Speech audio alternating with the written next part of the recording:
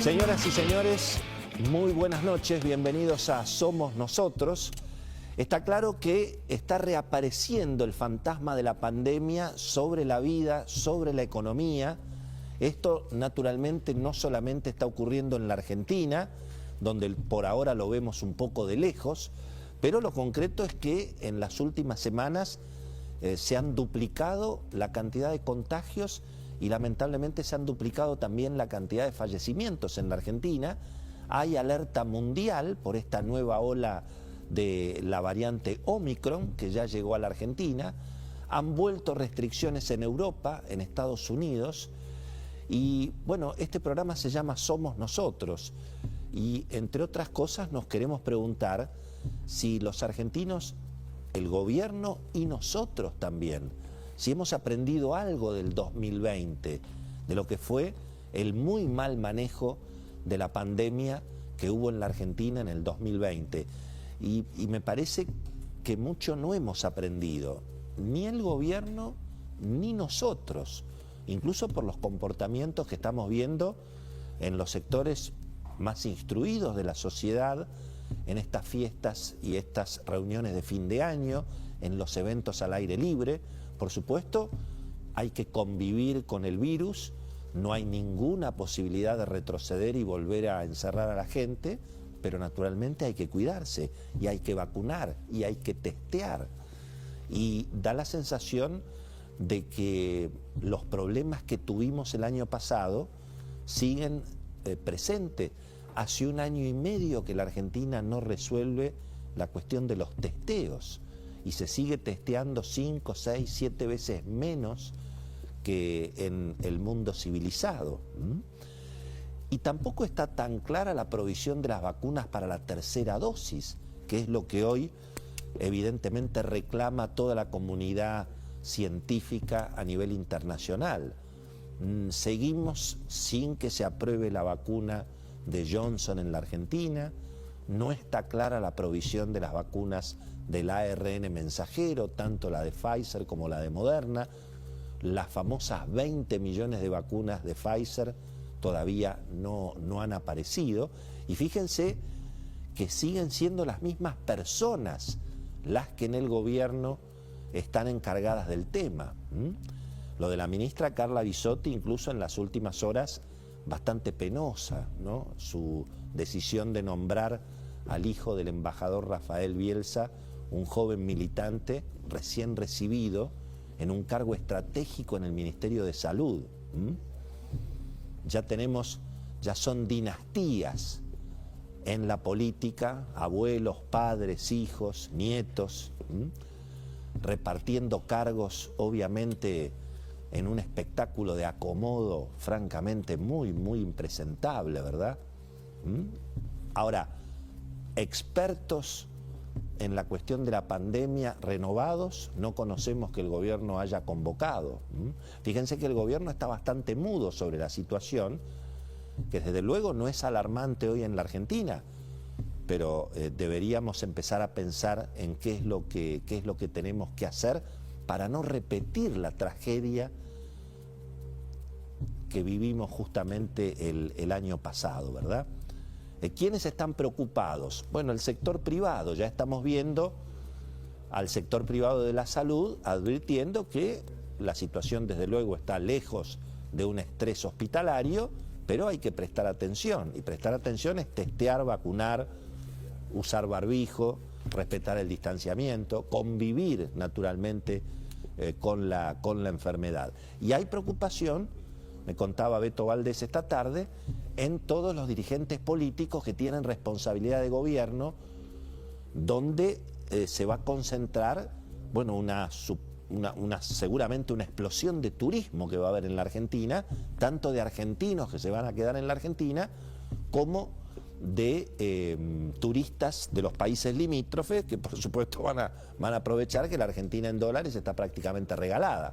Entonces hay preocupación en Mendoza, por ejemplo, con lo que va a ser toda la llegada de chilenos, en obviamente el norte argentino, en Misiones, y desde luego en los clásicos del verano, la costa, las sierras de Córdoba. Allí hay evidentemente alguna preocupación. Pero me parece que en definitiva, es lo que recién comentábamos con Luis Majul, los dos capítulos, bueno, que la Argentina no puede resolver. La inflación y naturalmente el problema de la salud pública a esta altura del partido, mirando lo que fue el ejemplo, lamentablemente, de cómo se ignoró incluso la muy buena historia que tiene la salud pública en la Argentina en materia justamente de profilaxis sanitaria.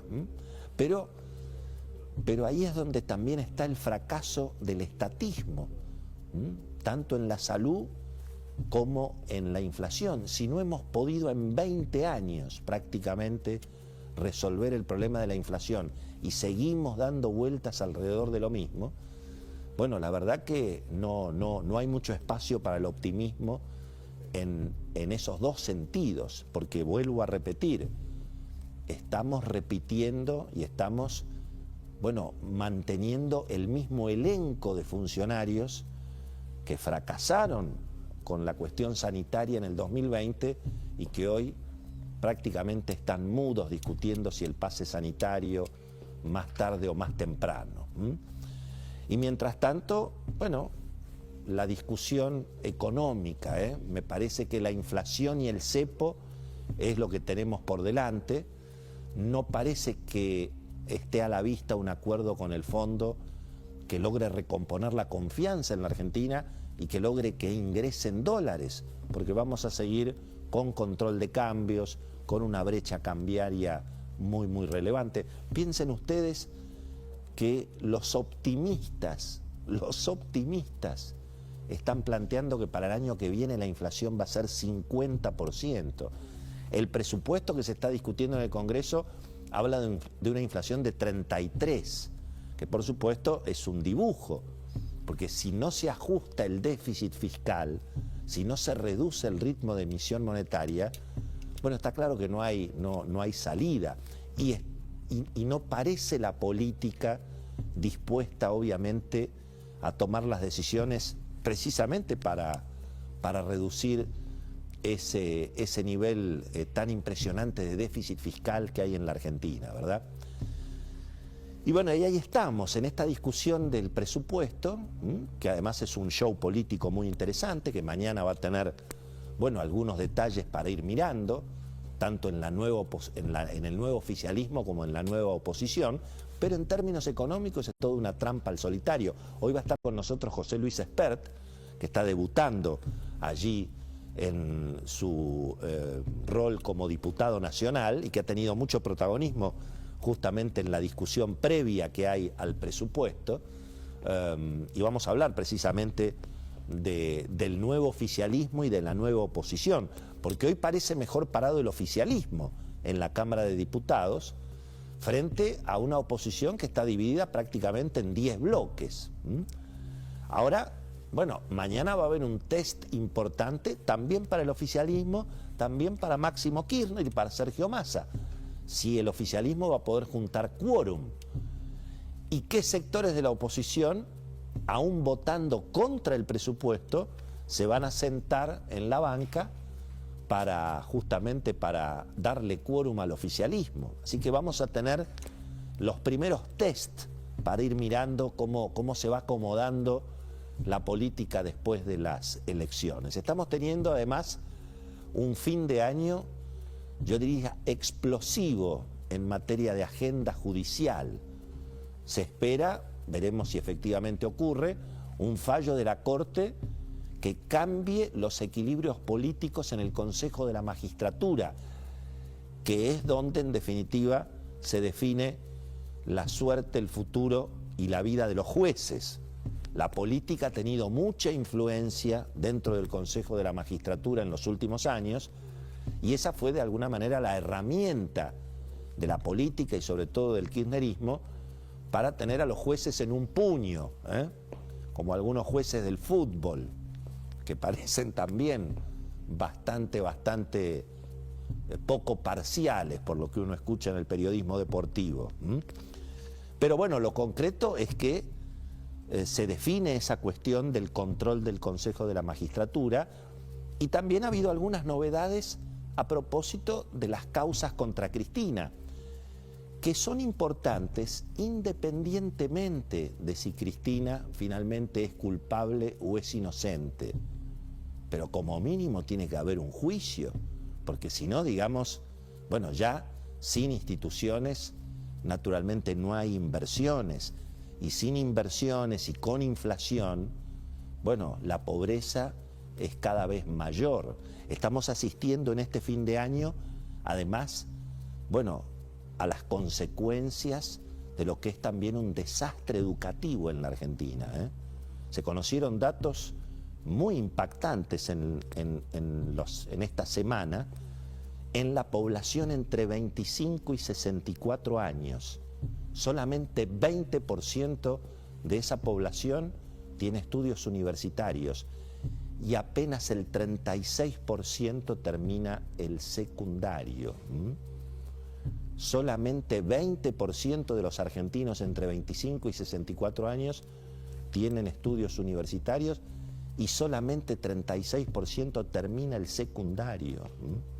Bueno, se están cumpliendo justamente en este cierre del 2021 20 años del fin de la estabilidad económica, del estallido de la convertibilidad, de lo que fue la caída obviamente del gobierno de Fernando de la Rúa y de lo que fue otra vez la opción por la inflación, la opción por el estatismo económico, la opción por el déficit fiscal, la opción por la devaluación y la pobreza.